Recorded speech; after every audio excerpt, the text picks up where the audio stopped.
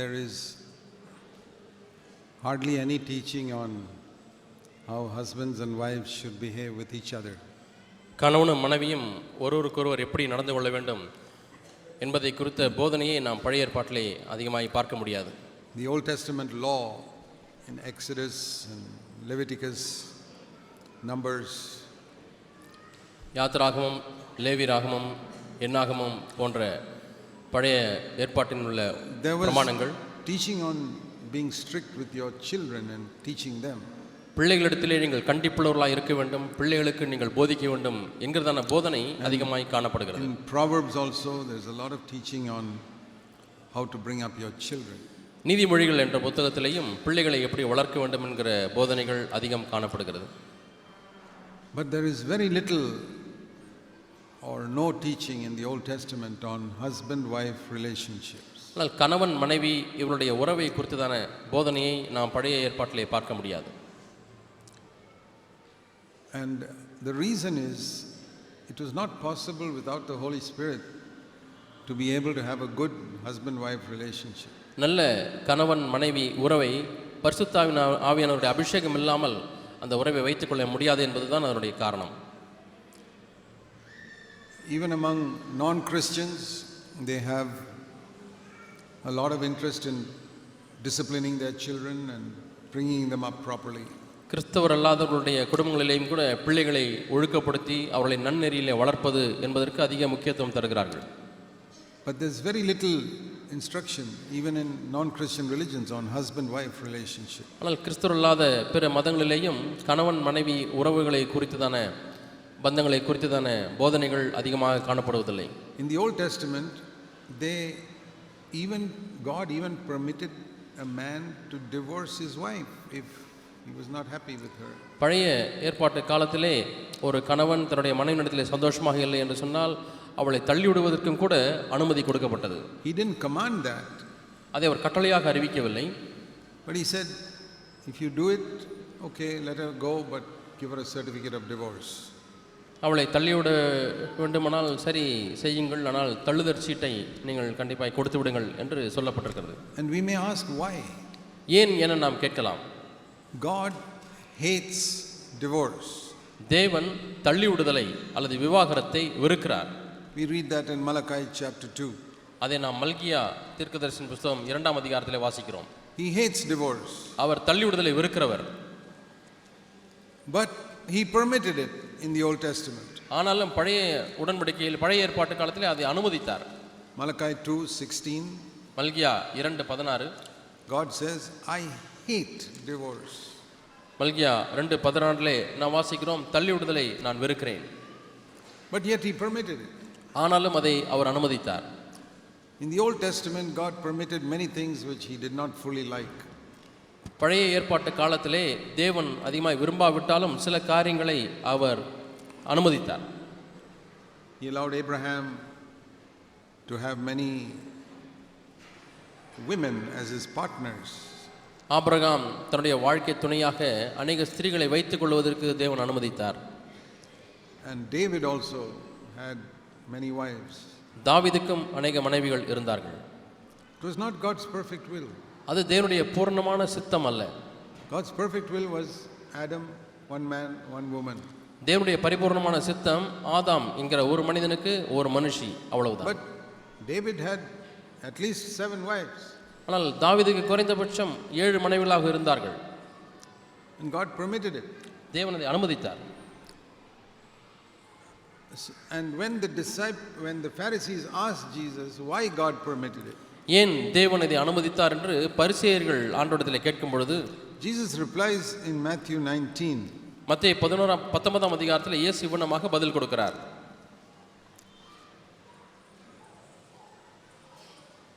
He said, the question was, verse 7, why did Moses command to give her a certificate, send her away?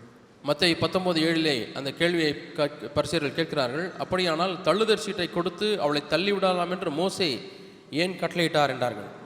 He said, because of the hardness of your heart, Moses permitted you to divorce your wife. உங்கள் இருதய கடினத்தின் நிமித்தம் மோசே உங்களுக்கு இடம் கொடுத்தார் அல்லது அனுமதித்தார் என்று சொல்கிறார். From the beginning, that was not God's will.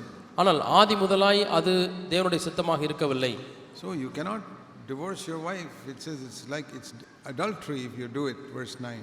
ஆக 9ஆம் வசனத்தில் வேசித்தன செய்த நிமித்தமே அன்றி அவளை தள்ளிவிடக்கூடாது என்று பார்க்கிறோம். So when man's heart is hard, very difficult for him to live with a woman. ஆகவே ஒரு மனிதனுடைய இருதயமானது கடினப்படுமையானால் தன்னுடைய அந்த ஸ்திரியோடு கூட வாழ்வது அவனுக்கு கடினமாக இருக்கும். The hardness comes because of pride. இந்த இருதய கடினம் பெருமை நிமித்தமாக வருகிறது. The pride that makes me feel my wife has to obey me like a slave. என்னுடைய மனைவி எனக்கு ஒரு அடிமையைப் போல கீழ்ப்படிய வேண்டும் என்று எதிர்பார்க்க வைப்பதே பெருமைதான். If she does not obey me like a slave, then I just send her away. I find somebody else. எனக்கு அடிமையைப் போல அவள் கீழ்ப்படியவில்லை என்று சொன்னால் அவளை நான் தள்ளிவிட்டு வேறு ஒரு நபரை கண்டுபிடித்து விடுவேன். Why is divorce not permitted in the New Testament? புதிய ஏற்பாட்டில் ஏன் விவாகரத்து அது அனுமதிக்கப்படுவதில்லை? Jesus spoke so strictly against it. அதை இயேசு மிகவும் கண்டிப்பாக அதற்கு விரோதமாக பேசுகிறார். That is because in the New Testament we can receive the Holy Spirit who gives us a soft heart.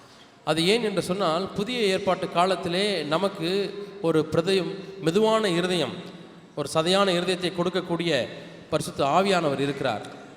So from that we learn that the secret of a happy married life is to be filled with the Holy Spirit. இதிலிருந்து நாம் என்ன கற்றுக்கொள்கிறோம் என்றால் சந்தோஷமான குடும்ப வாழ்க்கையின் ரகசியம் பரிசுத்த ஆவியினாலே நிரப்பப்படுவதாகும். You can hear any number of messages on married life, that will not help you. நீங்கள் குடும்ப வாழ்க்கையை குறித்து எவ்வளவு செய்திகள் வேண்டுமானாலும் கேட்கலாம், ஆனால் அது உங்களுக்கு உதவி செய்யாது. Till you are filled with the Holy Spirit. பரிசுத்த ஆவியின் அபிஷேகத்தால் நிரப்பப்படும் வரைக்கும் இந்த வாழ்க்கையை நீங்கள் அனுபவிக்க முடியாது. Now in some churches they have meetings where they come together to pray for the Holy Spirit. சில சபைகளிலே ஒன்றாக கூடி வரும்பொழுது பரிசுத்த ஆவியின் அபிஷேகத்துக்காக நாம் ஜெபிப்போம் என்று சொல்லி அவர்கள் ஜெபிக்கிறார்கள். There's so much of emotion in those meetings that I don't think they receive the Holy Spirit. They just get some emotional experience. அவ்விதமான கூட்டங்களிலே அதிகமான ஒரு உணர்ச்சி வசம் மூட்டுதல் தான் இருக்கிறதே ஒழிய அவர்கள் பரிசுத்த அபிஷேகத்தை பெற்றுக்கொண்டதாக நான் நினைக்கவில்லை. And the people get some emotional experience and they think they've got filled the Holy Spirit and they deceive themselves. ஒரு பூர்வமான ஒரு உணர்ச்சி வசமான ஒரு அனுபவத்தை பெற்றுக்கொண்டு அபிஷேகத்தை தான் பெற்றுக்கொண்டேன் என்று எண்ணி அவர்கள் போய் விடுகிறார்கள். That is not the way. அது வழி அல்ல. What we teach in our churches is you go to your room and pray and surrender everything to God and ask God to fill you with the Holy Spirit. நம்முடைய சபையில நாம் என்ன கற்றுக் கொடுக்கிறோம் என்று சொன்னால் உங்களுடைய அறை வீட்டுக்கு போய் ஆண்டவரே என்னை அபிஷேகத்தால் நிரப்பும் என்று சொல்லி நீங்கள் தனியாக ஜெபியுங்கள், அபிஷேகத்தால் நிரப்பப்படுங்கள் என்று தான் நாம் கேட்கிறோம். God fill me with the Holy Spirit in my room, not in some public meeting. ஒரு பொது கூட்டத்திலே அல்ல, ஒரு அறையிலே தான் தேவன் என்னை அபிஷேகத்தால் நிரப்பினார். My wife also, God filled her with the Holy Spirit in a room. என்னுடைய துணைவியாருக்கும் தேவன் ஒரு அறையிலே ஜெபிக்கும் பொழுது தான் அபிஷேகத்தை கொடுத்தார். I was also not there. நானும் அப்பொழுது அங்கே இல்லை. So God can meet with you alone in your room. You pray and surrender everything to God. Jesus will fill you with the Holy Spirit. ஆகவே நீங்கள் உங்கள் தனியாக அறைக்கு சென்று எல்லாவற்றையும் தேவனுக்கு ஒப்புக்கொடுத்து ஜெபியுங்கள், தேவன் உங்களை பரிசுத்த ஆவியினாலே நிரப்புவார். But if you have a hunger for it, அதற்கென்று உங்களுக்கு ஒரு பசி வேண்டும். Jesus said, if you are thirsty, come to me. தாகமுள்ளவன் என்னிடத்தில் வரக்கடவன் என்று இயேசு சொன்னார். Then God will give you a soft heart. அப்பொழுது தேவன் ஒரு மெதுவான ஒரு இருதயத்தை உங்களுக்கு கொடுப்பார். Husband needs a soft heart, wife needs a soft heart. சதையான ஒரு இருதயம் கணவனுக்கும் தேவை, சதையான ஒரு இருதயம் அல்லது மிருதுவான ஒரு இருதயம் மனைவிக்கும் தேவை. That is the way you can become one. இப்படித்தான் ஒன்றாக்கப்படுவதற்கு வழி. See, when you need the flour to make chapatis, நீங்கள் சப்பாத்தி செய்வதற்காக மாவு பிசைகிறீர்கள். and you mix the water, தண்ணீரை கொஞ்சம் ஊற்றி, if you make two little lumps, நீங்கள் அது ரெண்டு உருண்டையாக அதை பிசைகிறீர்கள். it's very easy to make them one. அந்த ரெண்டு சப்பாத்தி மாவு உருண்டையை ஒன்றாக்குவது எளிது. Very easy. மிகவும் எளிது. There are two. ரெண்டு உருண்டை இருக்கிறது. You are planning to make two chapatis, you make two lumps. நீங்கள் ரெண்டு சப்பாத்தியை சுட வேண்டும் என்று சொல்லி ரெண்டு சப்பாத்திக்காக ரெண்டு உருண்டை மாவை வைத்திருக்கிறீர்கள். And say you want to join it, it joins very easily. இப்போது இல்லை, பெரிய சப்பாத்தியை செய்வோம் என்று சொல்லி ரெண்டையும் சேர்க்கிறீர்கள், எளிதாக ரெண்டு ஒட்டிக்கொள்கிறது. That is how a soft heart two people can become one. இப்படித்தான் மிருதுவான இருதயமுடைய இருவர் ஒன்றாக்கப்பட முடியும். If you have two stones there, அந்த மாவுக்கு பதிலாக ரெண்டு கல் வைத்திருக்கிறீர்கள் என்று வைத்துக்கொள்வோம். and you try to make it one, அந்த ரெண்டு கல்லையும் ஒன்றாக்க முடியுமா? it's not possible. அது முடியாது, கூடாத காரியம். Even if you break it, it's not possible. அந்த கல்லை உடைச்சா கூட அது ஒன்றாகாது. That is how it was in the Old Testament. இப்படி தான் பழைய ஏற்பாட்டு காலத்தில் இருந்தது. So God softens our heart through the Holy Spirit. ஆகவே தேவன் பரிசுத்த ஆவியானவர் மூலமாக அவள் இருதயத்தை மிருதுவாக்கினார். That is one way you know that you are filled with the Holy Spirit. அபிஷேகத்தினாலே நிரப்பப்பட்டீர்களா இல்லையா என்பதை கண்டுபிடிப்பதற்கு இது ஒரு வழி. You have a soft heart towards your wife. மனைவியின் மீது உங்களுக்கு ஒரு மிருதுவான இருதயம் You இருக்கு. have a soft heart towards your husband. கணவன் மீது ஒரு சதையான ஒரு மிருதுவான ஒரு இருதயம். Today there are so many people who just speak in tongues and say they are filled with the Holy Spirit. இன்றைக்கு அநேகர் நான் அந்நிய பாஷை பேசுகிற அப்படினால அபிஷேகம் பெற்று விட்டேன் என்று பலர் சொல்கிறார்கள். They have a hard heart towards their partners. ஆனால் தங்கள் வாழ்க்கை துணையின் மேல் அவர்களுக்கு கடினமான இருதயம் இருக்கிறது. I don't believe it. அவர்கள் அதை That's a genuine experience. அது உண்மையான அனுபவம் என்று நான் நம்புகிறதில்லை. In Ezekiel 36, எசேக்கியேல் 36 அதிகாரம் you'll see God's promise about the gift of the Holy Spirit. பரிசுத்தாவின் அபிஷேகத்தை குறித்ததான வாக்குத்தத்தத்தை நாம் அங்கே வாசிக்கிறோம். He's talking about the future. எதிர்காலத்தை குறித்து பேசுகிறார். Verse 24, I will take you from all the nations and gather you from all the lands. 24 வசனத்திலே அவர் எசேக்கியேல் 36 அதிகாரம் 24 வசனம், நான் உங்களை புறஜாதிகளிடத்திலிருந்து அழைத்து உங்களை சகல தேசங்களிலிருந்து சேர்த்து. That is speaking about the church. அது சபையை குறித்து பேசுகிறார். Then I will cleanse you, verse 25, first of all. 25 அதிகாரம் முதலாவதாக நான் உங்களை சுத்திகரிப்பேன் என்று சொல்கிறார். From all your filthiness, from all your idols. உங்கள் எல்லா அசுத்தங்களிலிருந்தும் உங்கள் எல்லா விக்கிரங்களிலிருந்தும் உங்களை சுத்தமாக்குவேன். I will give you a new heart and a new spirit. உங்களுக்கு நவமான இருதயத்தை கொடுப்பேன், புதிதான ஆவியை கொடுப்பேன். And listen to this. I will take away that hard heart of stone and give you a soft heart of flesh. இங்கே பாருங்கள் 26 வசனத்திலே, உங்கள் கடினமான கல்லான இருதயத்தை உங்கள் மாம்சத்திலிருந்து எடுத்து போட்டு சதையான இருதயத்தை உங்களுக்கு கொடுப்பேன். And I will put my Holy Spirit inside you. உங்களுக்கு உள்ளத்திலே என்னுடைய பரிசுத்த ஆவியானவரை வைப்பேன். That is God's way of making husband and wife one. இப்படித்தான் கணவனையும் மனைவியும் ஒன்றாக்கக்கூடிய தேவனுடைய வழியாக இருக்கிறது. Now you turn to the New Testament. இப்பொழுது புதிய ஏற்பாட்டுக்கு திருப்புங்கள். Ephesians chapter 5. எபேசியர் 5 அதிகாரம். There is only one verse in all the epistles. எல்லா நிருபங்களிலே ஒரே ஒரு வசனம் தான் இருக்கிறது. Where it says be filled with the Holy Spirit. பரிசுத்த ஆவியினாலே நிரப்பப்படுங்கள் என்று சொல்லக்கூடிய வசனம். It is not written anywhere else. வேற எங்கேயுமே இப்படிப்பட்ட வார்த்தை எழுதப்படவில்லை. All the epistles. எல்லா நிருபங்களிலேயும் Only one verse, Ephesians 5:18. எபேசியர் 5:18 இந்த ஒரே ஒரு வசனம் தான். Be filled with the Holy Spirit. பரிசுத்த ஆவியினாலே நிறைந்து. And when you are filled with the Spirit, you will be speaking in psalms and hymns and spiritual songs, making melody in your heart to the Lord. அப்படி ஆவியினாலே நீங்கள் நிறையும் பொழுது நீங்கள் சங்கீதங்களினாலும் கீர்த்தனைகளினாலும் ஞான பாட்டுகளினாலும் உங்கள் இதயத்திலே கர்த்தரை பாடி கீர்த்தனம் பண்ணுவீர்கள். You may speak in tongues, you may not speak in tongues, but you will always give thanks. நீங்கள் அந்நிய பாஷை பேசலாம், பேசாமல் இருக்கலாம், ஆனால் எப்பொழுதும் நீங்கள் நன்றி There செலுத்துவீர்கள். will be a spirit of song and thanksgiving in your heart. உங்களுடைய உள்ளத்திலே ஒரு பாடலின் ஆவியும் நன்றி அறிதலின் ஆவியும் நிரம்பும். Always, verse 20, giving thanks for everything. எப்பொழுதும் எல்லாவற்றிலும் நீங்கள் தேவனுக்கு நன்றி செலுத்தி. That is the result of being filled with the Spirit. இதுதான் ஆவியினாலே நிறையப்படுவதனுடைய விளைவு. And then, if you are filled with the Spirit, you will be willing to be subject to one another, not trying to lord it over everybody. அப்படி நீங்கள் ஆவியினாலே நிறையும் பொழுது நீங்கள் ஒருவருக்கொருவர் கீழ்ப்படிந்திருப்பீர்கள், ஒருவர் ஆள மாட்டீர்கள். That means it's not a question of who is the senior or junior. இங்கே யார் சீனியர் யார் ஜூனியர் என்றதான பேச்சுக்கே இடமில்லை. Jesus is the head, he is the only senior. இயேசுதான் தலை, அவர் மட்டுமே அவர் senior. All of us are juniors. நம்ம எல்லாரும் இளையவர்கள் தான். So we subject to one another. ஆகவே நாம் ஒருவருக்கொருவர் கீழ்ப்படிந்திருந்து. This is the result of being filled with the Holy Spirit.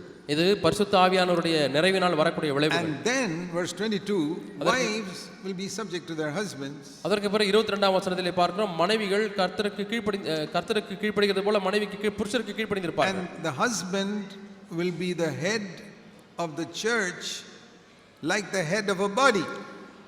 கிறிஸ்து சபைக்கு தலையா இருக்கிறது போல புருஷன் மனைவிக்கு தலையா இருக்கிறான். See, there are different types of heads in the world.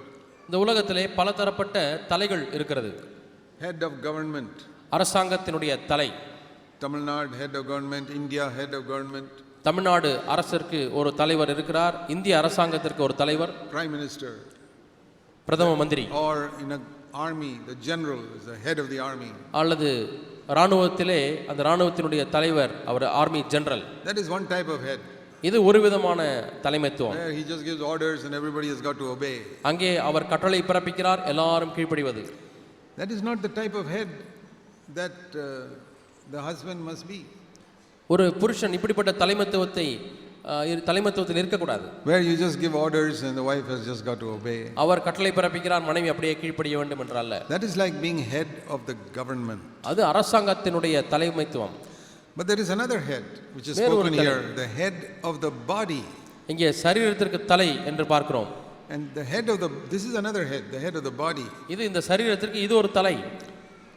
This head also gives orders to the body to do various things. இந்த தலையும் பல வேலைகளை செய்வதற்கு சரீர அவயவங்களுக்கு கட்டளை பிறப்பிக்கிறது. But there is another thing this head is concerned about. ஆனால் இன்னொரு காரியத்தை குறித்தும் இந்த தலையானது கரிசனைப்படுகிறது. Any little pain or difficulty, immediately the head will do something to sort out that problem. சின்ன வலியோ வேதனையோ காயமோ வந்துவிட்டால் உடனே அந்த பிரச்சனை எப்படி தீர்ப்பது என்பதை குறித்தும் அந்த தலை சிந்திக்க ஆரம்பிக்கிறது. See, the chief minister may, as head of the government, give so many rules for us to obey. நாம் கீழ்ப்படிவதற்கு பல கட்டளைகளை நம்முடைய முதல் மந்திரி அவர்கள் கொடுத்து கொண்டிருக்கலாம். But if you have a small problem in your life, the chief minister is not going to come and help you there. ஆனால் உங்களுடைய வாழ்க்கையில் ஒரு பிரச்சனை வந்து விட்டது என்று சொன்னால் முதல் மந்திரி வந்து உங்களுக்கு உதவி செய்வாரா? That is a government head. அது அரசாங்கத்தினுடைய தலைமைத்துவம். But this type of head, ஆனால் இவ்விதமான தலை tells the parts of the body what to do. இந்த சரீரத்தின் அவயவங்களுக்கு என்ன செய்ய வேண்டும் என்று கட்டளை பிறப்பிக்கிறது. Also is very concerned about every part of the body. அதே சமயத்திலே சரீரத்தில் உள்ள ஒவ்வொரு உறுப்புகளை குறித்தும் அது கரிசனைப்படுகிறது. All the time. எல்லா நேரங்களிலேயும். The government head cannot do that. அரசாங்க தலைமைத்துவம் அப்படி செய்ய முடியாது. So are you like a government head as a husband or head of the body? இப்பொழுது புருஷர்கள் நீங்கள் சொல்லுங்கள், நீங்கள் அரசாங்கத்தினுடைய தலைமைத்துவத்தை போல தலையா இருக்கிறீர்களா அல்லது ஒரு சரீரத்தில் இருக்கக்கூடிய தலையை போல உங்கள் மனைவிக்கு தலையா இருக்கிறீர்களா? See, I'll give you an example. ஒரு உதாரணத்தை உங்களுக்கு சொல்கிறேன். If a small mosquito comes and sits in my hand and bites, ஒரு சின்ன கொசு என்னுடைய கையிலே வந்து உட்கார்ந்து என்னை கடிக்க ஆரம்பிக்கிறது. The head knows it immediately. உடனடியாக தலைக்கு தெரிகிறது. Not after 5 minutes. 5 நிமிஷம் கழித்து அல்ல, immediately. உடனடியாக. And the head does something about it. அதை குறித்து தலை ஒன்றை செய்கிறது. The head tells the other hand, go and strike that mosquito away. இன்னொரு கரத்தை பார்த்து தலை சொல்லுகிறது, உடனடியாக வேகமாக போய் இந்த கொசுவை அடித்து கொல். So this head is so concerned about the small pain the body is having. ஆகவே சரீரம் அனுபவிக்கக்கூடிய சின்ன சின்ன வலிகளை குறித்தும் கூட இந்த தலையானது கவலைப்படுகிறது, கரிசனைப்படுகிறது. That is the type of head a Christian husband must be. இப்படிப்பட்ட தலையாகத்தான் ஒரு கிறிஸ்தவ புருஷன் இருக்க வேண்டும். Of course, the head also tells the body to do various things. Oh, that also is there. இந்த தலையானது சரீரத்திற்கு பல வேலைகளை செய்யும்படியாக கட்டளை பண்ணிக்கிறது, அதுவும் இருக்கத்தான் செய்கிறது. And the Bible says in verse 22, the wives must be subject to their husbands. 22ஆம் வசனத்திலே எபேசியர் 5 வேதம் சொல்லுகிறது, மனைவிமார்களே உங்கள் சொந்த புருஷருக்கு கீழ்ப்படிந்திருங்கள். That is God's will. அது தேவனுடைய சித்தம். And if you are not like that, then you got a spirit of rebellion. அப்படி நீங்கள் இல்லை என்று சொன்னால் உங்களுக்கு முரட்டாட்டத்தின் ஆவி இருக்கிறது. Sometimes when I see a very rebellious child in a house, சில சமயத்தில் ஒரு வீட்டிலே முரட்டாட்டம் உள்ள ஒரு குழந்தையை பார்க்கிறேன். Who says to his mother, who cares for you, who's going to listen to you? உனக்கு யார் செவி கொடுக்க போகிறது, நீ சொல்றதெல்லாம் கேட்க முடியாது என்று அம்மாவை பார்த்து சொல்லுகிறது. I asked the mother, நான் தாயை பார்த்து கேட்கிறேன், where did he learn this from? இந்த குழந்தை இந்த இப்படி பேசுவதற்கு எங்கே கற்றுக்கொண்டது? Do you talk to your husband like that? நீங்கள் உங்களுடைய கணவனிடத்தில் அப்படி பேசுகிறீர்களா? Has he heard from childhood that you speak in a rude way to your husband? காரசாரமாக கடினமாக கணவனிடத்தில் பேசுவதை அந்த குழந்தை கேட்டே வளர்ந்திருக்கிறதா? So he has also learned it. ஆகவே அந்த குழந்தையும் கற்றுக்கொண்டது. So that means he got the sickness from you. உன்னிடத்திலிருந்து தான் அந்த வியாதியை அந்த குழந்தையை பெற்றுக்கொண்டது. So don't blame him. அவனை குறை சொல்ல வேண்டாம். You had the sickness first. முதலாவது வியாதி உனக்கு தான் வந்தது. Remember that your children are watching how you talk to your husband. உங்களுடைய கணவனிடத்திலே நீங்கள் எப்படி பேசுகிறீர்கள் என்பதை உங்களுடைய பிள்ளைகள் கவனித்துக் கொண்டே இருக்கிறார்கள் என்பதை மறந்து போக வேண்டாம். How you talk to your wife.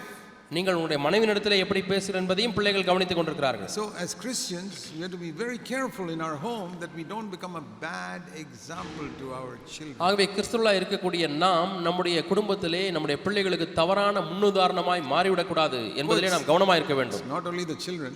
பிள்ளைகள் மட்டுமல்ல, the devil is also watching how you talk to each other. ஒருவரோடு எப்படி பேசிக் கொண்டிருக்கிறீர்கள் என்பதை குறித்து பிசாசும் கவனித்துக் கொண்டிருக்கிறார். And the devil is telling God, பிசாசு தேவனை பார்த்து சொல்லுகிறது, And look at this family, they call themselves believers.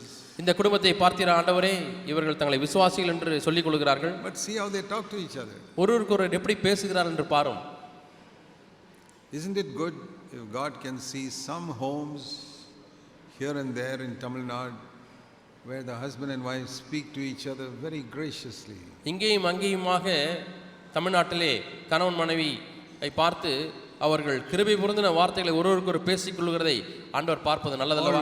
Always. எப்பொழுதுமே அப்படி பேசுகிறதை ஆண்டவர் பார்க்க வேண்டாமா? Then when the devil tells God, அப்பொழுது பிசாசு தேவனை பார்த்து சொல்லும் பொழுது, God, see that Christian home, தேவனே இந்த கிறிஸ்தவ குடும்பத்தை பார்த்தீர்களா, and see the other Christian home, அந்த கிறிஸ்தவ குடும்பத்தை பார்த்தீர்களா, and that one they say they are CFC home, அவங்க பார்த்தீங்களா CFC சபைக்கு போறேன்னு சொல்றாங்க, அந்த குடும்பத்தை பார்த்தீர்களா, see there, அங்க பாருங்கள். and God says, ஆண்டவர் சொல்கிறார், yeah, you're right, Satan, ஆம் சாத்தானே நீ சொல்கிறது சரிதான், but ஆனால் have you seen this home?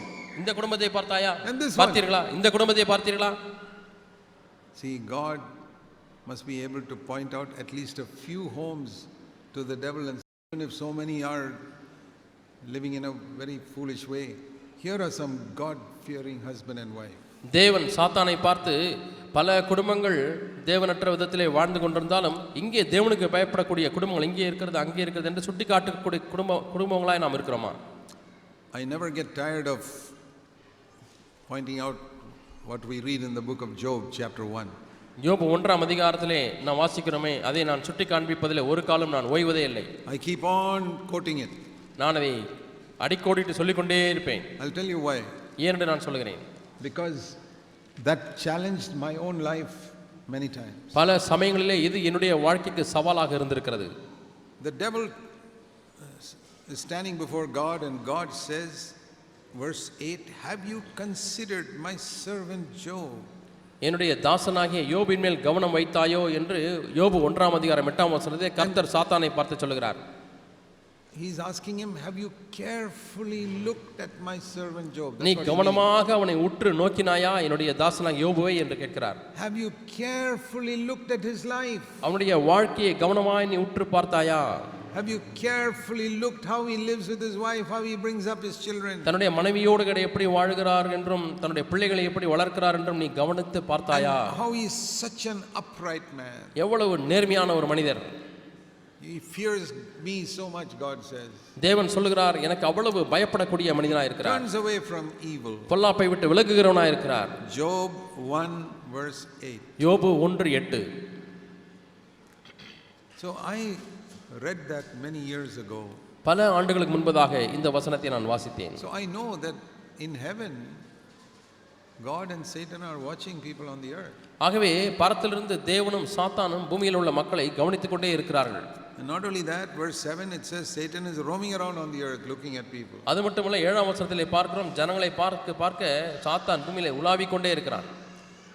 Do you think Satan roams around the homes in Tuticorin? தூத்துக்குடியிலே உள்ள குடும்பங்களை பார்க்க முடியாது சாத்தான் தூத்துக்குடியிலே உலாவி வருகிறான் என்று நம்புகிறீங்களா? Or Tamil Nadu? அல்ல தமிழ்நாட்டிலே சாத்தான் சுற்றி வருகிறான் என்று உங்களுக்கு நம்பிக்கை இருக்கிறதா? Definitely. கண்டிப்பாக. Especially if he sees a home says we are Christian. குறிப்பாக நாங்கள் கிறிஸ்தவர்கள் என்று சொல்லிக் கொள்கிற குடும்பத்தை கண்டிப்பாக உள்ளே வந்து பார்ப்பான். And if he sees you're saying from CFC, then he'll watch you more closely. நான் CFC சேர்ந்தவன் என்று சொன்னால் அந்த குடும்பத்தை இன்னும் அதிக நெருக்கமாய் பார்ப்பான். Because he knows that we preach a very high standard. என்றால் நாம் உயர்ந்த தரத்தை பிரசங்கிக்கிறோம் என்பது அவனுக்கு தெரியும். So I know Satan is watching my life all the time. ஆகவே என்னுடைய வாழ்க்கையை சாத்தான் எப்பொழுதுமே உற்று நோக்கி கொண்டிருக்கிறான் என்பதை நான் அறிந்திருக்கிறேன். Because I am a servant of the Lord, he watches me more closely. நான் தேவனுடைய ஊழியக்காரனாக இருக்கிறபடினாலே அதிக நெருக்கமாக அவன் என்னை பார்க்கிறான். How I talk to my wife, நான் என்னுடைய துணைவியாரிடத்தில் எப்படி பேசுகிறேன், how I bring up my children, என்னுடைய பிள்ளைகளை எப்படி வளர்க்கிறேன், how I handle money. பணத்தை எப்படி புழங்குகிறேன், கையாளுகிறேன், Very closely he is watching. மிகவும் நெருக்கமாக கவனித்துக் கொண்டே இருக்கிறான். And he knows things which you don't know about me. என்னை குறித்து நீங்கள் அறியாத காரியங்களை சாத்தான் அறிந்திருக்கிறான். And I say, Lord, I want you to be proud of me. ஆண்டவரே என்னை குறித்து நீர் பெருமைப்பட வேண்டும் ஆண்டவரே என்று ஆண்டவரை பார்த்து சொல்கிறேன். That you can shut the mouth of Satan by pointing me out to him. ஆண்டவரே சாத்தானுக்கு என்னை சுட்டி காண்பித்து நீர் அவனுடைய வாயை அடைக்க முடியும். Will you be like that? I want to shut the mouth of Satan by my life. நீங்கள் அப்படி இருக்க விருப்பமா? நான் பிசாசுடைய வாயை தேவன் அடைக்க விரும்புகிறேன். I want to shut the mouth of Satan by the way he sees me live in my home with my husband or wife. என்னுடைய குடும்பத்திலே என்னுடைய மனைவியோடு கூட என்னுடைய கணவனோடு கூட நான் வாழக்கூடிய விதத்தை பார்ப்பது நிமித்தமாய் சாத்தானுடைய வாய் அடைக்கப்பட வேண்டும். Don't worry what people in the church say about you. சபையில் உள்ள மக்கள் உங்களை குறித்து என்ன சொல்கிறார்கள் என்பதை குறித்து கவலைப்பட வேண்டாம். They see you so little. அவர்கள் உங்களை மிகவும் கொஞ்சமாய் பார்க்கிறார்கள். Satan is watching your home 24 hours. ஆனால் சாத்தானும் உங்களுடைய குடும்பத்தை 24 மணி நேரம் பார்த்து கொண்டே இருக்கிறான். And God should be able to say to him, Satan, have you considered this family? சாத்தானே, இந்த குடும்பத்தை நீ கவனித்தாயா? Now if you believe that, you will really fall on your face before God and say, Lord, have mercy on me. நீங்கள் இதை உண்மையாலுமே நம்பினால் நீங்கள் தேவனுடைய முகத்துக்கு முன்பாக விழுந்து, ஆண்டவரே என் மேல் இரக்கமாயிரும் என்று சொல்வீர்கள். Please help me to be a very good husband. ஆண்டவரே மிகவும் நல்ல கணவனாய் இருக்க எனக்கு உதவி செய்யும். Sensitive to my wife's needs. என்னுடைய மனைவியுடைய தேவைக்கு உணர்வுள்ளவனாய் நான் இருக்க விரும்புகிறேன். Just like this head is sensitive if one mosquito comes in. இந்த தலை எப்படி ஒரு கொசு கடித்தாலும் அது கரிசனை உள்ளதா இருக்கிறது அதுபோல ஆண்டவரே. I want to treat my wife like I treat my own body. என்னுடைய சொந்த சரீரத்தை நான் எப்படி நடத்துகிறேனோ அதே போல என்னுடைய மனைவியை நான் நடத்த வேண்டும் ஆண்டவரே. See what it says in Ephesians in chapter 5. எபேசியர் 5ஆம் அதிகாரத்தில் இப்படி சொல்லப்பட்டிருக்கிறது. Ephesians 5. எபேசியர் 5ஆம் அதிகாரம்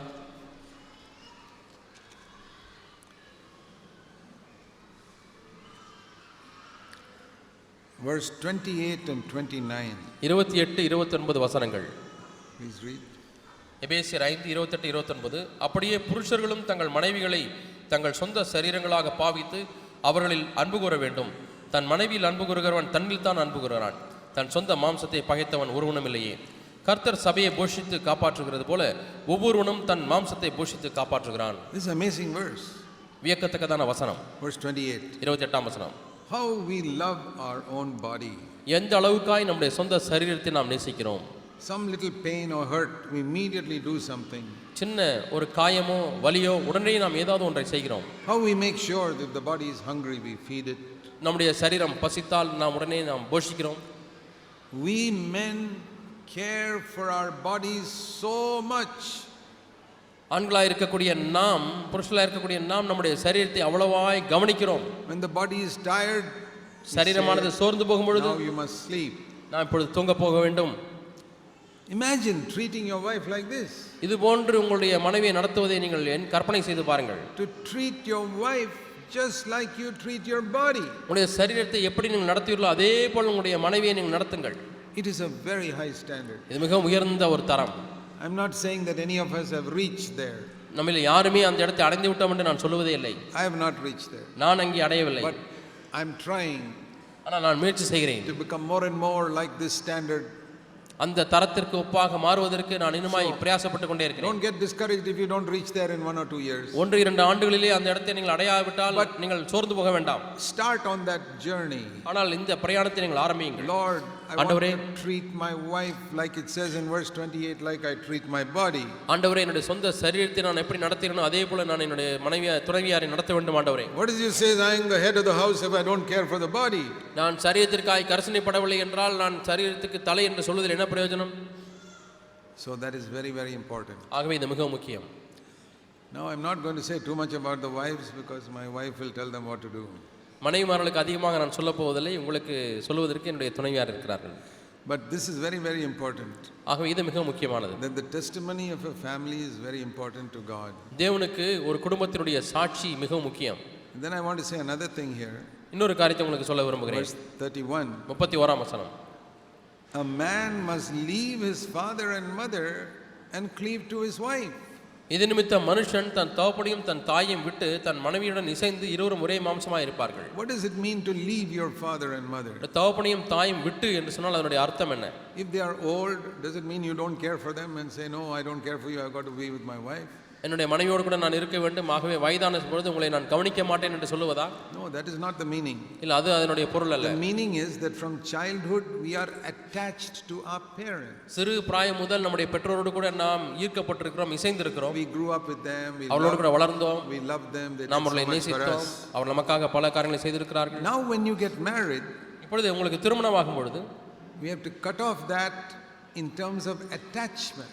அந்த ஈர்ப்பிலிருந்து நாம் விடுபட வேண்டும். You can care for them. அவர்களுக்காக நீ தாராளமாக அவர்களை கவனிக்கலாம். If they are poor, you must send them money to take care of them. அவர்கள் ஏழைகளாக இருந்தால் அவர்களை கவனித்துக் கொள்வதற்கு நீங்கள் பணம் அனுப்பி நீங்கள் பொறுப்பெடுத்துக் கொள்ள வேண்டும். If they are old and sick and cannot care for themselves, you must take care of them, maybe in your own house. அவர்களுக்கு வயதாகும் பொழுது அவர்களுக்கு உதவி தேவைப்படும் பொழுது அவர்களை நீங்களே வீட்டிலே கொண்டு வந்து வைத்து அவர்களை பராமரிக்க வேண்டும். So I'm not saying you should not do all that. இவைகள் எல்லாம் நீங்கள் செய்யக்கூடாது என்று சொல்லவில்லை. But this attachment we have to our parents must break when we get married.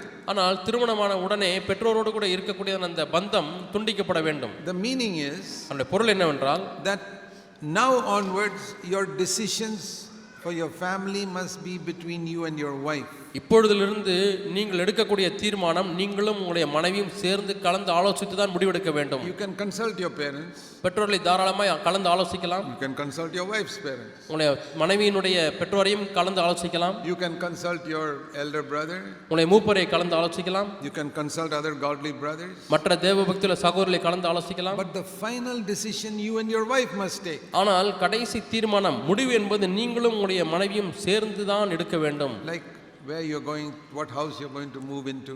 எந்த வீட்டிற்கு வாடகைக்கு எந்த வீட்டுக்கு செல்ல வேண்டும். See, it's no use just moving into a house without even consulting your wife. It's good to take her and say, are you happy with this house? மனைவியை கலந்து கொள்ளாமல் ஆலோசிக்காமலேயே இந்த வீடு பிடிச்சாச்சு, இதுதான் நம்ம போக வேண்டிய வீடு என்று சொல்வது சரியல்ல. மனைவியை கூட்டிக் கொண்டு போய் இந்த வீட்டை காண்பிக்க வேண்டும், இதுக்கு போகலாமா வேண்டாமா. Bad habit that many Indian husbands have. They don't care for what their wives think. இந்திய புருஷன்மார்களுக்கு இருக்கக்கூடிய கெட்ட பழக்கம் இந்த விஷயத்துலலாம் மனைவியை கலந்து ஆலோசிப்பதே கிடையாது. So the more you seek to decide things with your wife, the more one you will be with each other. எந்த அளவுக்கு அதிகமாக மனைவியோடு கூட கலந்து ஆலோசித்து தீர்மானம் எடுக்கிறீர்களோ அந்த அளவுக்காக நீங்கள் மனைவியோடு கூட இசைந்திருப்பீர்கள். So there are two things I say. ஆகவே நான் இரண்டு காரியங்களை சொன்னேன். You must not allow your parents to run your married life. உங்களுடைய குடும்ப வாழ்க்கையை உங்களுடைய பெற்றோர் நடத்துவதற்கு அனுமதிக்க கூடாது. You and your wife must run your married life. நீங்களும் உங்களுடைய மனைவியும் சேர்ந்து தான் திருமண வாழ்க்கை நடத்த வேண்டும். And secondly, இரண்டாவதாக parents are in need, you must help them and care for them. பெற்றோர் தேவையில்லை இருந்தால் நீங்கள் அவர்களுக்காக கரிசனைப்படலாம், அவர்களுக்காக நீங்கள் உதவி செய்யலாம். And you see that example in Jesus. இந்த உதாரணத்தை இயேசுவிலே நாம் பார்க்கிறோம். Jesus never got married. இயேசுக்கு ஒரு காலம் திருமணமாகவில்லை. But we can take an example when he left his home for the ministry. ஆனால் அவர் தன்னுடைய வீட்டை விட்டு ஊழியத்திற்கு சென்றார் அல்லவா, அந்த உதாரணத்தை நாம் எடுத்துக்கொள்ளலாம். Yeah, that is like getting married. அது திருமணமாவது போல. So he was going out for the ministry. அவர் வீட்டை விட்டு வெளியே ஊழியத்திற்கு செல்கிறார். And you know what he did? அவர் என்ன செய்தார் தெரியுமா? Have you seen in Matthew chapter 4? மத்தேயு 4ஆம் அதிகாரத்திலே பார்த்தீர்களா? As after he came back from the temptation in the wilderness, வனாந்தரத்திலே சோதனையை எல்லாம் சந்தித்து விட்டு திரும்பி வரும்பொழுது, Matthew 4:1-11, மத்தேயு 4ஆம் அதிகாரம் 1 to 11 வசனங்கள். now he was beginning his ministry. இப்பொழுது அவர் தம்முடைய ஊழியத்தை ஆரம்பிக்கிறார். What does he do first of all? முதலாவதாக அவர் என்ன செய்தார்? He rented a house in Capernaum. கப்பர்நகூமிலே ஒரு வீட்டை வாடகைக்கு பிடிக்கிறார். Verse 13, 13ஆம் வசனம். he left Nazareth and came to Capernaum and he settled there. நாசரேத்தை விட்டு, மத்தேயு 4ஆம் அதிகாரம் 13ஆம் வசனம், அவர் கடற்கரைக்கு அருகான கப்பர்நகூமிலே வந்து வாசம் பண்ணினார் அல்லது வாழ்ந்தார். He left his mother and his old house. தன்னுடைய தாயும் தன்னுடைய பழைய வீட்டையும் அவர் விட்டு வந்து விட்டார் வேறு இடத்திற்கு. And he said, now I am living separately. இப்பொழுது நான் தனியாக வாழ்ந்து கொண்டிருக்கிறேன். So if you can afford it, உங்களால் முடியும் என்றால், it's good when you get married to live separately. திருமணமான பிறகு தனி குடித்தனம் செய்வது நல்லது. If you can't afford it, then even if you live with your parents, don't let them interfere in your married life. அப்படி என்னாலே தனியாக வாடகை கொடுக்க முடியாது என்ற நிலை உங்களுக்கு இருக்குமானால், பெற்றோரோடு கூட நீங்கள் இருந்து கொண்டிருந்தாலும் நீங்கள் அவர்கள் உங்களுடைய வாழ்க்கையில குறுக்கிடாதபடிக்கு உங்களை பாதுகாத்துக் கொள்ள வேண்டும். But the best is if you can move out like Jesus. ஆனால் இயேசுவை போல நீங்கள் செய்ய வேண்டிய சிறந்த காரியம் தனி குடித்தனம் போவதுதான். After that he never lived in Nazareth. அதற்கு பிறகு அவர் நாசரேத்திலே வாழவில்லை. 30 years he lived in Nazareth. 30 ஆண்டுகள் நாசரேத்திலே வாழ்ந்தார். 3.5 years he lived at Capernaum. 3 ஆண்டுகள் அவர் கப்பர்நகூமிலே வாசம் பண்ணினார், வாழ்ந்தார். Because now he had left his home. ஏனால் இப்பொழுது அவர் தன்னுடைய குடும்பத்தை வீட்டை விட்டு வந்து விட்டார். Another thing that happened. இன்னொரு காரியம் நடந்ததை பாருங்கள். In John chapter 3. யோவான் 3ஆம் அதிகாரம். John chapter 2. யோவான் 2ஆம் அதிகாரம். When in the marriage in Cana, கானா ஒரு கல்யாணம் வருகிறது. They didn't have enough wine. அங்கே போதுமான திராட்சரசம் இல்லாதிருந்தது. So John 2:5, Mary, the mother, John 2:4, John 2 verse 3, came to Jesus and said, they have no wine. இங்கே திராட்சரசம் இல்லை என்று சொல்லி 3ஆம் வசனத்திலே வாசிக்கிறோம். இயேசுவின் தாயாகிய மரியாள் இயேசுவுக்கு வந்து சொன்னார்கள். Now she did not expect Jesus to do some miracle because he had never done a miracle till then. அதுவரைக்கும் இயேசு எந்த அற்புதமும் செய்யாதிருந்தபடினாலே இந்த நேரத்தில் இயேசு ஒரு அற்புதத்தை செய்வார் என்று எதிர்பார்த்து மரியாள் அதை சொல்லவில்லை. But she had seen in 30 years that Jesus was such a clever person, he could find solutions to so many problems. ஆனால் இயேசு அவ்வளவு புத்திசாலியாக இருந்தபடினாலே பல பிரச்சனைகளுக்கு அவரால் தீர்வு சொல்ல முடிந்தது. ஆகவே அதை மரியாள் அனுபவித்திருந்தார்கள் 30 years. 30 ஆண்டுகளாக. So he knew that Jesus could do something. ஆகவே இயேசு ஏதாவது ஒன்றை செய்வார் என்று மரியாள் அறிந்திருந்தார்கள். Find some shop or somewhere. எங்கேயாவது நல்ல கடையை கண்டுபிடித்து அங்கே போய் வாங்கிக்கு வாருங்கள் என்றெல்லாம் சொல்லுவார் என்று எதிர்பார்த்தார்கள். That is why she went to Jesus. ஆகவே தான் மரியாள் இயேசுவினிடத்திலே சென்றார்கள். And Jesus says to her, இயேசு மரியாளை பார்த்து சொல்லுகிறார் 4ஆம் வசனம், woman, what have I got to do with you? ஸ்திரீயே உனக்கும் எனக்கும் என்ன? My hour is not yet come. என் வேளை இன்னும் வரவில்லை. I think Mary got the shock of her life when she heard those words. இந்த வார்த்தைகளை கேட்ட மாத்திரத்திலே தன்னுடைய வாழ்க்கையின் பெரிய அதிர்ச்சியை அவர்கள் உணர்ந்திருப்பார்கள். Because she had never heard him speak like that for 30 years. ஏனென்றால் 30 ஆண்டுகளாக இது போன்று பேசினதை ஒரு காலம் மரியாள் கேட்டதே இல்லை. For 30 years she had heard Jesus say, yes mommy, I will do that mommy, sure, I'll do it quickly. 30 ஆண்டுகளாக சரிங்கம்மா, கண்டிப்பா செய்யறேம்மா, ஆமாமா என்று தான் சொல்லி இருந்திருப்பார்கள். Now all of a sudden he says, what have I got to do with you? இப்ப திடீரென்று உனக்கும் எனக்கும் என்ன என்று சொல்லுகிறாரே. What was he saying? அவர் என்ன சொல்லுகிறார்? I have now left my home.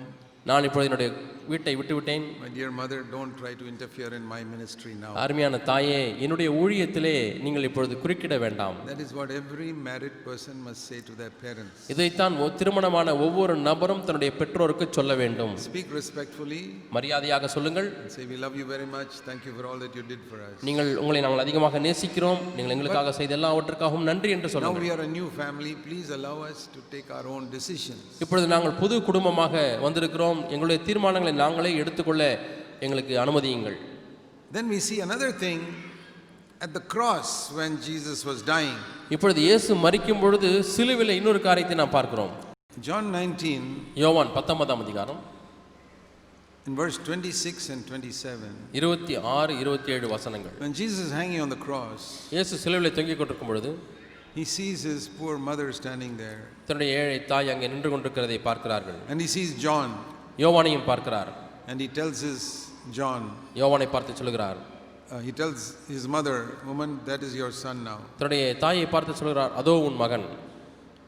Now he will do for you what I should have done for you. நான் உங்களுக்கு என்ன செய்திருக்க வேண்டுமோ அதை இனிமேல் யோவான் உங்களுடைய மகன் செய்வார். And he told the disciple, now that is your mother. அந்த சிஷ்யனை பார்த்து இது உங்களுடைய தாய் என்று சொல்கிறார். Now Mary already had 4 sons. மரியாளுக்கு ஏற்கனவே 4 மகன்கள் உண்டு, other than Jesus. இயேசுவை தவிர.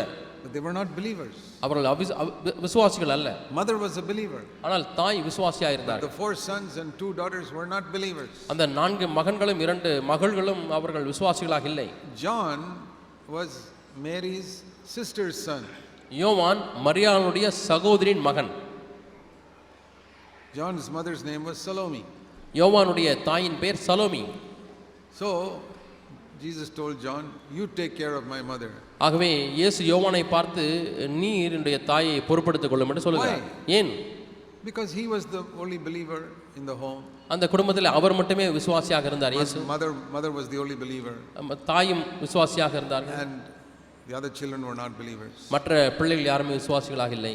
So there we see 2 things. One, he did not allow his mother to interfere in his life, but he cared for his mother when she was old and weak. ஆகவே இங்கே 2 காரியங்களை பார்க்கிறோம். ஒன்று, தன்னுடைய ஊழிய காரியங்களிலே மரியாள் குறுக்கிட அனுமதிக்கவில்லை. அதே சமயத்திலே மரியாள் பலவீனமாக இருக்கும் பொழுது அவளை பராமரிக்கிறார். So we must not allow our parents to interfere in our married life. ஆகவே நம்முடைய திருமண வாழ்க்கையிலே நம்முடைய பெற்றோர் குறுக்கிடாதபடிக்கு நாம் பார்த்துக் கொள்ள வேண்டும். But when they are old, we must help them. ஆனால் அவர்களுக்கு வயதாகும் பொழுது நாம் அவர்களுக்கு உதவி செய்ய வேண்டும்.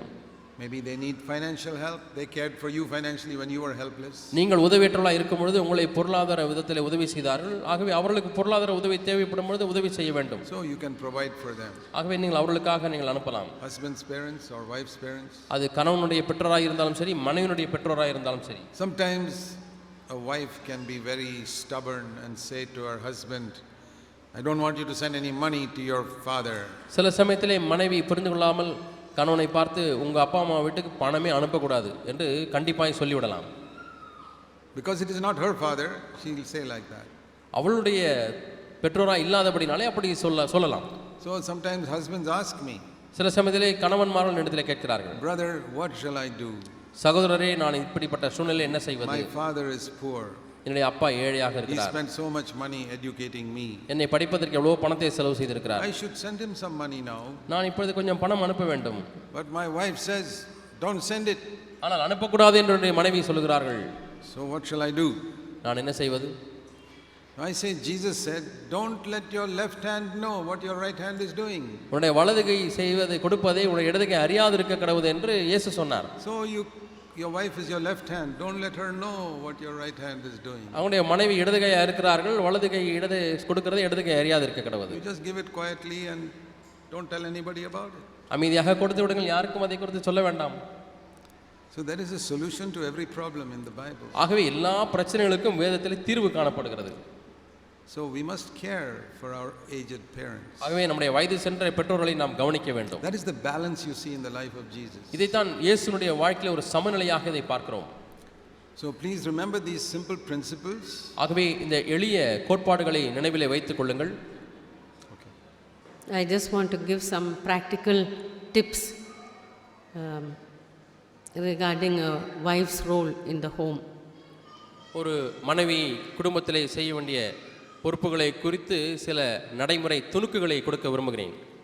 I want to emphasize especially the need for the power of the Holy Spirit to help us in our daily life. நம்முடைய அனுதின வாழ்க்கையிலே நம்முடைய காரியங்களுக்கு உதவி செய்வதற்கு பரிசுத்த ஆவியானுடைய வல்லமை தேவை என்பதை நான் உங்களுக்கு சொல்ல விரும்புகிறேன். There are many books written about how women, how to have good homes, and psychology books are there. மனோ ரீதியான புத்தகங்கள் பல இருக்கிறது. சந்தோஷமான குடும்ப வாழ்க்கைக்கு வழி என்றெல்லாம் பல புத்தகங்கள் எழுதப்பட்டிருக்கிறது. But what we need is a godly home, and only God can help us to build a godly home. நமக்கு தேவையானதெல்லாம் ஒரு தேவபக்தியுள்ள ஒரு குடும்பம். தேவன் மட்டுமே அப்படிப்பட்ட குடும்பத்தை கட்டி எழுப்புவதற்கு உதவி செய்ய முடியும். And only God can give us the strength to be a godly wife. ஒரு தேவ பக்தியுள்ள மனைவியா இருப்பதற்கு தேவன் மட்டுமே பலனை கொடுக்க முடியும். So we should always have that dependence on the Holy Spirit in our daily life. ஆகவே நம்முடைய அனுதின வாழ்க்கையில எப்பொழுதுமே நாம் தேவனையே சார்ந்திருக்க நாம் கற்றுக்கொள்ள வேண்டும். Think of the time for young wives, especially from that stage onwards. இளம் மனைவிமார்கள் அந்த நிலையிலிருந்து நீங்கள் எப்படி வளர்கள் என்பதை எண்ணி பாருங்கள். We have left our home and married some person whom we hardly know, and we have to live and adjust with that person. இதுவரை முன்பின் தெரியாத ஒரு நபரை திருமணம் செய்து நம்முடைய குடும்பத்தை விட்டு இந்த புருஷனை நம்பி வந்திருக்கிறீர்கள் இளம் மனைவிமார்கள். And we trust in that man. அந்த மனிதனை நம்புகிறோம். And we want to follow him as a head of our home. நம்முடைய குடும்பத்திற்கு தலையாக அவரை எண்ணி அவரை பின்பற்றுகிறோம். And we know that our flesh is so strong that we don't want to we want to do our own will. ஆனால் அதே சமயத்தில் நம்முடைய மாம்சமானது வலிமை வாய்ந்ததா இருக்கிறது. நம்முடைய சொந்த சித்தத்தை தான் செய்ய விரும்புகிறோம். That's where we are thankful for the wonderful word we hear in the church. இங்கே தான் நாம் சபையிலே கேட்கக்கூடிய அற்புதமான வார்த்தைக்காக நாம் நன்றியுள்ளவர்களாக இருக்கிறோம். That we have to learn to deny ourselves and take up the cross. நம்மை நாமே வெறுத்து நாம் சிலுவையை எடுக்க வேண்டும் என்று நாம் வார்த்தையை கேட்கிறோம். And say no to our own will. நம்முடைய சொந்த சித்தத்திற்கு மறுப்பு தெரிவிக்க வேண்டும். And that is the way that Jesus taught us, and he himself did it, so we can follow his example. இயேசு இதைத்தான் நமக்கு போதித்தார். நாம் அவருடைய மாதிரியை பின்பற்றும்படியாக அவர் அதை செய்யவும் அவர் செய்தார். For example, suppose you are tempted to talk rudely or disagree with your husband. உதாரணமாக உங்களுடைய கணவனோடு கூட நீங்கள் ஒரு காரியத்தில் ஒத்துக்கொள்ளாமல் இருக்கலாம். And you tempted to talk in an irreverent way to your husband. மரியாதை குறைவாக நீங்கள் கணவனிடத்தில் பேசுவதற்கு சோதிக்கப்படலாம். Maybe that's the way we heard other worldly people do.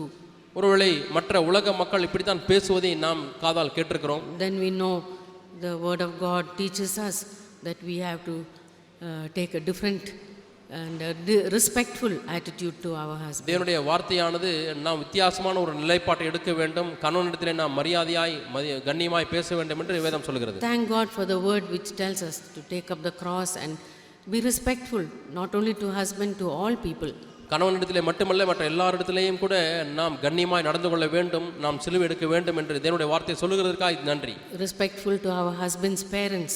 நம்முடைய புருஷனுடைய கணவனுடைய பெற்றோரிடத்திலேயும் நாம் கண்ணியமாய் பேச வேண்டும். All our husband's relatives. நம்முடைய கணவனுடைய உறவினர்கள். Sometimes maybe when you got married there were unpleasant situations and you keep all that in mind. We can know God's word which tells us to put away all anger.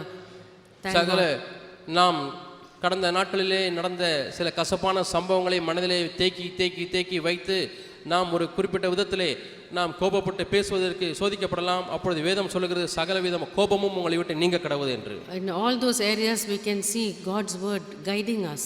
இந்த பகுதியில் எல்லாம் தேவனுடைய வார்த்தை நம்மை வழிநடத்துகிறதை நாம் அறிந்திருக்கிறோம். To learn to forgive all people. எல்லா மக்களையும் மன்னிப்பதற்கு நாம் கற்றுக்கொள்கிறோம். Not to gossip about anybody. யாரை குறித்தும் நாம் புறங்கூற கற்றுக்கொள்ளக்கூடாது. Those are the secrets to have a happy married life. நல்ல ஒரு ஆழமான ஒரு குடும்ப வாழ்க்கையை வாழ்வதற்கு இதுதான் ரகசியம். And when we have children we think that we have to keep correcting our children. நமக்கு பிள்ளைகள் இருப்பார்கள் என்று சொன்னால் தொடர்ந்து நம்முடைய பிள்ளைகளை திருத்திக் கொண்டே இருக்க வேண்டும். I find that if we keep teaching our children good things then the need for correction is less and less. ஆகவே நம்முடைய பிள்ளைகளுக்கு நல்ல காரியங்களை நாம் போதித்துக் கொண்டே வந்தால் அவர்களை கண்டிக்க வேண்டிய விஷயமானது மிகவும் கொஞ்சமாகிவிடும். If we spend our time doing our own wishes and taking time to take care of ourselves and not take time for the family, எல்லா நேரத்தையுமே நம்மை கவனிப்பதற்கே எடுத்துக்கொண்டு குடும்பத்திற்கு செலவு செய்யக்கூடிய நேரமே இல்லாமல் இருப்போமானால் பிள்ளைகளிடத்தில் நேரம் செய்ய நமக்கு நேரம் இல்லை என்றால் then our children will suffer because we have not given them the time that we need to spend for them. தரமுள்ள நேரத்தை நம்முடைய பிள்ளைகளுக்கு கொடுக்காத அப்படினாலே நம்முடைய பிள்ளைகள் கஷ்டப்படுவார்கள். In the early years of married life we think that I don't have enough time to pray. திருமணமான ஆரம்ப காலத்திலே அல்லது சிறு குழந்தைகள் இருக்கக்கூடிய காலத்தில் எனக்கு ஜெபிக்க நேரமில்லை என்று சொல்லலாம். When I was a newly married wife I used to think as a student I could plan my days and have morning quiet time. நான் மாணவியாக கல்லூரியில் படிக்கக்கூடிய மாணவியாக இருந்த பொழுது காலை தியானத்திற்கென்று ஒழுங்காக நேரம் ஒதுக்கி நான் அப்படி தியான வேலையெல்லாம் இருந்திருக்கிறேன். ஆனால் திருமணமான பிறகு அது முடியவில்லை. Then I thought of Jesus. How when he came into the ministry, where did he get time to pray? இயேசு ஊழியத்திற்கு வந்த பிறகு அவருக்கு எப்படி ஜெபிப்பதற்கு நேரம் கிடைத்திருக்கும் என்று யோசித்து பார்த்தேன். He used to go to the mountain and at night he used to talk to the heavenly Father. அவர் மலைக்கு ஏறி சென்று இரவு நேரங்களிலே பிதாவோடு கூட அவர் பேசுவார். So in the night whenever I wake up I used to think this is the time God wants to talk to me and I can talk to him. இரவில் என்னுடைய படுக்கையிலே நான் விழித்துக் கொண்டால் இந்த நேரத்திலே நான் தேவனோடு கூட பேச வேண்டும் என்று அவர் விரும்புகிறார் என்று சொல்லி தேவனோடு கூட நான் பேசுவேன். Or afternoon time when all the work is done, all the others feel like sleeping, that's the time I should take the time to read God's word and talk to him. அல்லது காலையிலிருந்து எல்லா வேலைகளையும் முடித்துவிட்டு உணவு சாப்பிட்டுவிட்டு மதியத்துக்கு பிறகு நேரம் இருக்கும்பொழுது எல்லாரும் தூங்க சென்று விடுவார்கள். அந்த நேரம் தான் சரியான நேரம் என்று சொல்லி நான் வேதத்தை எடுத்து படிக்கவும் தேவனிடத்தில் ஜெபிக்கவும் செலவு செய்வேன். We should take the time which God save the time that God gives us. தேவன் நமக்கு கொடுக்கக்கூடிய நேரத்தை கொஞ்சம் கொஞ்சமாக நாம் சேமிக்க வேண்டும். And use our time profitably for our family. நம்முடைய குடும்பத்திற்கென்று பிரயோஜனமான விதத்திலே அந்த நேரத்தை செலவு செய்ய வேண்டும். And when we reach like when I was thinking when I reach become a mother-in-law, நான் ஒரு மாமியார் என்ற ஒரு ஸ்தானத்திற்கு வந்த பிறகு I think like I must consider my daughter-in-law the way I would like to have been treated as a young wife. நான் இளம் மனைவியாக இருந்த பொழுது எப்படி நடத்தப்பட வேண்டும் என்று நான் விரும்பினேனோ அதையெல்லாம் நினைவுக்கு கொண்டு வந்து அதுபோல என்னுடைய மருமகளை நான் நடத்த வேண்டும் என்று நான் எண்ணுவேன். I should treat her like a daughter. ஒரு மகளைப் போல என்னுடைய மருமகளை நடத்த வேண்டும் என்று நான் எண்ணுவேன். I should not go on giving advice and correction to her. எப்பொழுது பார்த்தாலும் மருமகளுக்கு ஆலோசனை கொடுத்து கொண்டே அல்லது திட்டிக் கொண்டே கண்டித்து கொண்டே இருக்கக்கூடாது. Or have a possessive attitude towards my son. அல்லது மகன் தான் எனக்கு சொந்தம் என்று சொல்லி அவனை சொந்தம் பாராட்டி மருமகளை கொஞ்சம் தள்ளி வைத்து அப்படி இருக்கக்கூடாது. I should let go of that family and think that they are a new family. Let them run their life.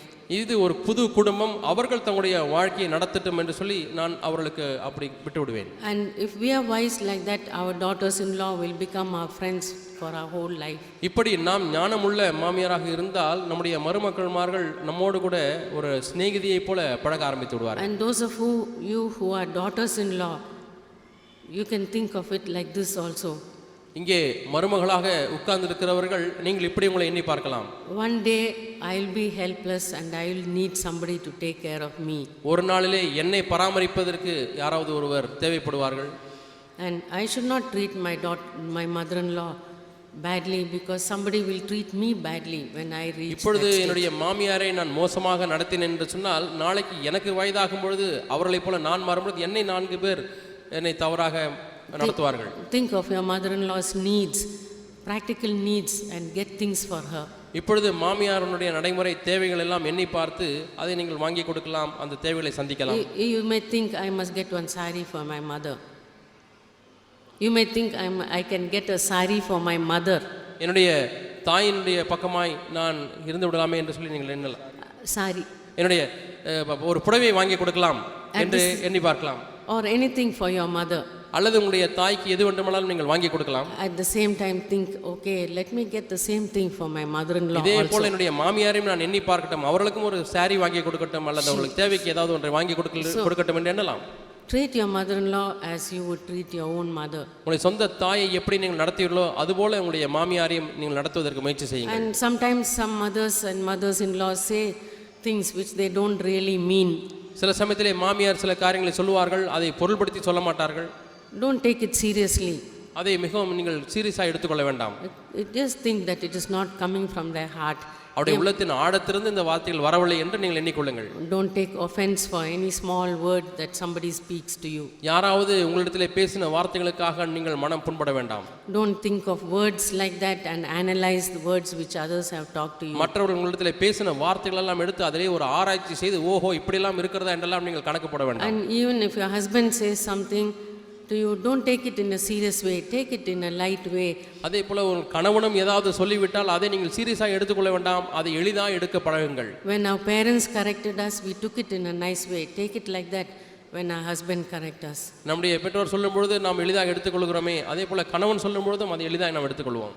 God's power is there for each one of us. நம் ஒவ்வொருவருக்கும் தேவனுடைய வல்லமை இருக்கிறது. And by the power of His Holy Spirit, we can live godly lives and have godly homes.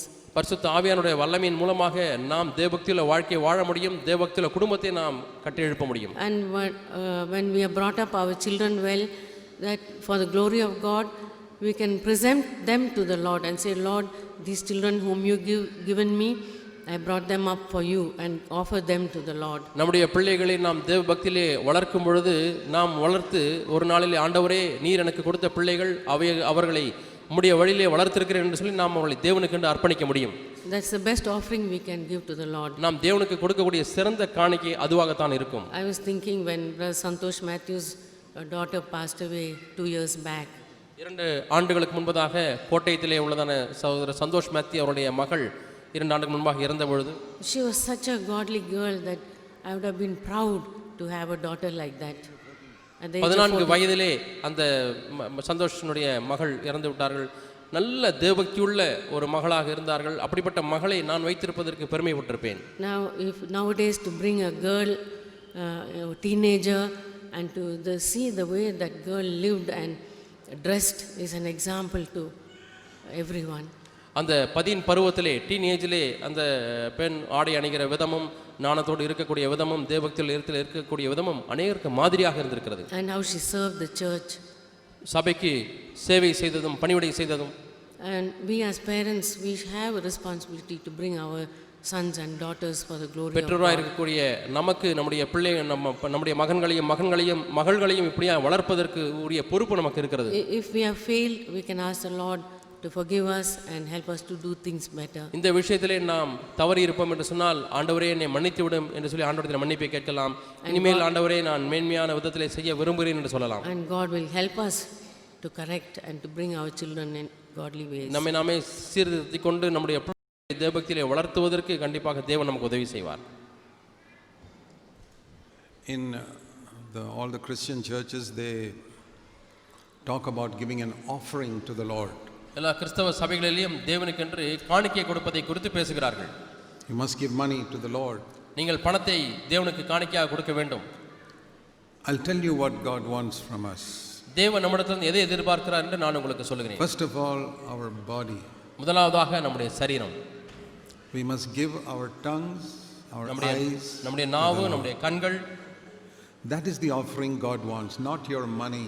உன்னுடைய பணம் அல்ல, இந்த காணிக்கை சரீரம் கொடுக்கக்கூடிய அல்லது உறுப்புகளை கொடுக்கக்கூடிய காணிக்கை தான் தேவன் விரும்புகிறார்.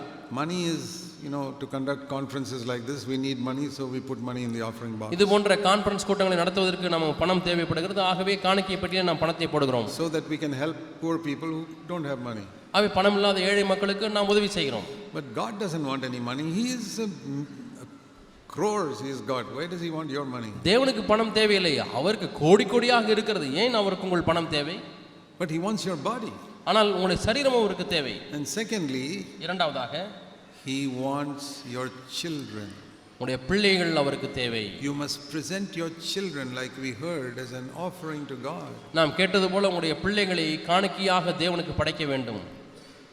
That is more difficult than giving money to God. பணத்தை தேவனுக்கு கொடுப்பதை காட்டிலும் பிள்ளைகளை தேவனுக்கு நல்ல விதத்தில் வளர்த்து அர்ப்பணிப்பது கடினமான காரியம். We just heard about Santosh Matthew, he is an elder in Kottayam Church, CFC. Santhosh Mathew என்கிற சகோதரர் கோட்டயத்திலே CFC சபையிலே மூப்பராக இருக்கிறார். And his daughter died at the age of 14 of cancer. 14 வயதாக இருக்கும் பொழுது அவருடைய மகள் cancer வியாதினாலே இறந்தார்கள். Very godly girl, one of the most godly girls I have seen of that age. நான் இந்த வயதிலே பார்த்திருக்கக்கூடிய மிகவும் தேவபக்தியுள்ள ஒரு பெண். I told that brother, நான் அந்த சகோதரை பார்த்து சொன்னேன், see, God sent a little baby into your home. தேவன் ஒரு சிறு குழந்தையை உங்கள் வீட்டுக்கு அனுப்பினார். Who knew nothing. அந்த குழந்தைக்கு ஒன்றுமே தெரியாது. You took care of that baby for 14 years. நீங்கள் அந்த குழந்தையை 14 ஆண்டுகளாக பராமரித்து வந்தீர்கள். And made her a really godly girl and sent her back to heaven. நீங்கள் உண்மையாலுமே தேவபக்தியுள்ள ஒரு மகளாக மாற்றி மீண்டுமாய் பரலோகத்துக்கு அனுப்பிவிட்டீர்கள். What a wonderful work you have done. நீங்கள் என்ன அற்புதமான வேலை செய்திருக்கிறீர்கள். One ignorant baby who knew nothing came to your house from God. தேவனிடத்திலிருந்து உங்கள் வீட்டுக்கு வரும்பொழுது ஒன்றும் அறியாத பிள்ளையாய் வந்தது. And you trained her in a godly way in 14 years and sent her back to God. தேவ பக்தியுள்ள வாழ்க்கையிலே நீங்கள் வளர்த்து இப்பொழுது தேவனிடத்திலே திருப்பி அனுப்பி இருக்கிறீர்கள். Praise the Lord. கர்த்தருக்கு ஸ்தோத்திரம். That is a great thing you have done, I told her. நான் அவரிடத்திலே சொன்னேன். And his wife.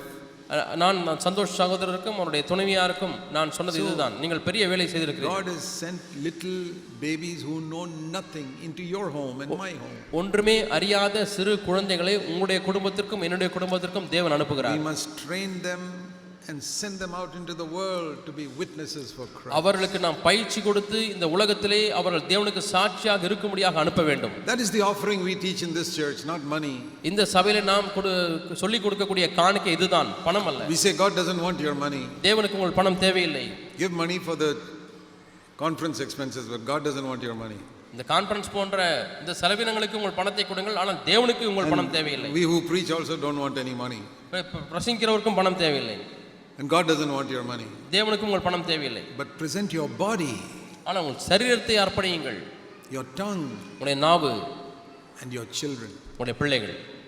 And I want to say two more things before we close. நான் முடிப்பதற்கு முன்பதாக 2 காரியங்களை சொல்ல விரும்புகிறேன். Remember these two simple rules. இந்த 2 எளிய விதிகளை ஞாபகத்திலே வைத்துக் கொள்ளுங்கள்.